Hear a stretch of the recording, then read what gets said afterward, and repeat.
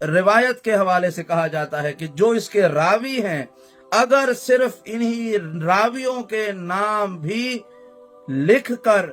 पानी में घोल कर पिला दिए जाएं तो हर लाइलाज मर्ज का इलाज हो सकता है। कितनी अजीब बात है कि ये रिवायत के लफ्ज बयान नहीं हो रहे, हदीस के लफ्ज बयान नहीं हो रहे, सिर्फ रिवायत करने वालों के नाम, जिनके जरिए ये हदीस हम तक पहुंची है, सिर्फ उनके नाम बयान कर दिए जाएं और कागज पर लिखकर पानी में घोलकर पिला दिए जाएं तो वो हर मर्ज के लिए शिफा की जमानत बन जाते हैं। इस हदीस को कहते हैं हदीस सिलसिलतुज़ ज़हब। और वो हदीस क्या है? हजरत इमाम अली रजा अलैहिस्सलातु वस्सलाम ने फरमाया कि मैंने अपने वालिद इमाम मूसा काजिम से सुना,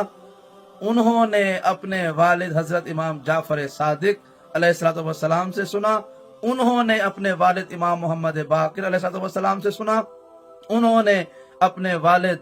हजरत इमाम अली ज़ैनुल आबिदीन अलैहिस्सलातु वस्सलाम से सुना, उन्होंने अपने वालिद हजरत इमाम हुसैन अलैहिस्सलातु वस्सलाम से सुना, उन्होंने अपने भाई इमाम हसन मुज्तबा अलैहिस्सलातु वस्सलाम से सुना, उन्होंने अपने वालिद अमीरुल मोमिनीन अली इब्न अबी तालिब अलैहिस्सलाम से सुना, और उन्होंने अल्लाह के रसूल मोहम्मद मुस्तफ़ा सल्लल्लाहु अलैहि वसल्लम से सुना। और आपने फरमाया कि मैंने जिब्रील अमीन से सुना, और जनाब जिब्रील कहते हैं मैंने परवरदिगार से सुना। यानी ये सिलसिला रिवायत हजरत इमाम अली इब्न मूसा रिजा से लेकर परवरदिगार की जात तक जाता है, और इस सारे सिलसिले में कोई गैर मासूम शामिल नहीं है, बल्कि इमाम अली रजा से लेकर परवरदिगार की जात तक ये सिलसिला ऐसा है कि जिसके रावी, इसीलिए इनको सिलसिलतुज़ ज़हब कहा जाता है कि ज़हब अरबी में सोने को भी कहते हैं या कीमती शय को भी कहते हैं, कि ये सिलसिला ऐसा है कि जो सोने से ज्यादा कीमती है। कायनात की कोई भी कीमती शय इस सिलसिले का तकाबुल नहीं कर सकती। और फिर ये रिवायत करते हुए इमाम सादिक से लेकर परवरदिगार की जात तक, बड़ा दिलचस्प जुमला हदीस कुदसी, परवरदिगार ने फरमाया कि ला इलाहा इल्लल्लाह हिस्नी, कि ये जो कलमा है ला इलाहा इल्लल्लाह, ये मेरा किला है, ये मेरा खैमा है। वमन दाखला हिस्नी आमिन मिन अज़ाबी, और जो भी इस किले के अंदर आ गया, जो मेरे इस खैमे के अंदर आ गया, आमिन मिन अज़ाबी, वो मेरे अजाब से महफूज हो गया। फिर इमाम ने फरमाया कि हदीस कुदसी है व बिशर्तिहा व शुरूतिहा, लेकिन इसमें दाखिल होकर मेरे अजाब से बचने की कुछ शर्तें हैं और शुरूत हैं, कुछ शर्तें हैं और कुछ शुरूत हैं। यहां तक कि इमाम ने ये जुमला बयान किया और इमाम की सवारी चलने लगी,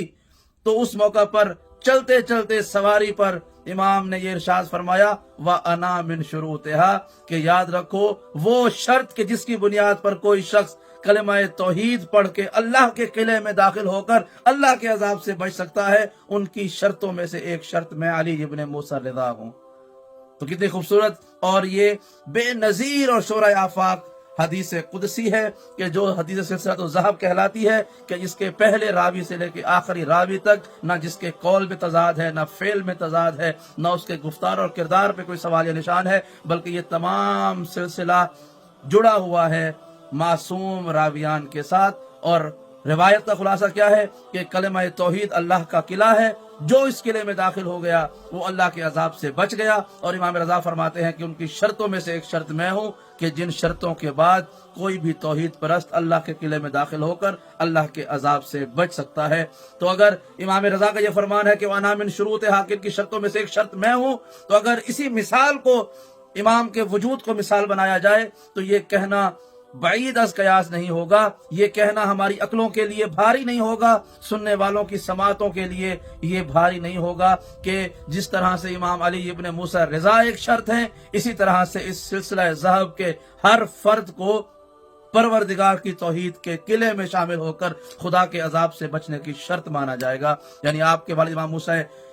काजिम अलैहिस्सलाम ये भी शर्त हैं, और फिर आपके वालिद हजरत इमाम जाफर सादिक, फिर आपके वालिद हजरत इमाम मोहम्मद बाकिर, फिर आपके वालिद इमाम ज़ैनुल आबिदीन, इमाम हसन, इमाम हुसैन और मौला कायनात अल्लाह के रसूल। और ये वो मासूम शख्सियात हैं कि जो परवरदिगार के किले में दाखिल होकर अल्लाह के अजाब से बचाने की शर्त है। अगर कोई शख्स अल्लाह के अजाब से बचना चाहता है تو اسے چاہیے کہ پہلے محمد سے لے کے آخری محمد تک ان کی ولایت کا کلمہ پڑھے، ان کی عصمت کا اقرار کرے، ان کی امامت کا مومن ہو جائے، خدا انہیں اپنے قلعے میں شامل کر کے اپنے عذاب سے بچا لے گا۔